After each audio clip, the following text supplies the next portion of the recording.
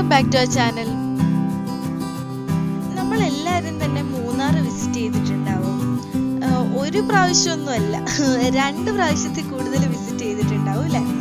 അപ്പം നമ്മൾ അവിടുത്തെ എല്ലാ ടൂറിസ്റ്റ് അട്രാക്ഷൻസും കണ്ടിട്ടുണ്ടെന്ന് ഉറപ്പുണ്ട്.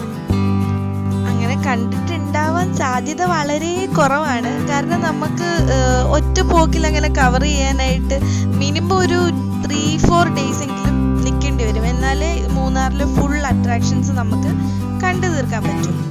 അപ്പോൾ ഇന്നത്തെ വീഡിയോയിൽ നമ്മൾ ഏതൊക്കെയാണ് മൂന്നാറിലെ മെയിൻ ടൂറിസ്റ്റ് അട്രാക്ഷൻസ് എന്നുള്ളതാണ് കാണാൻ പോകുന്നത്.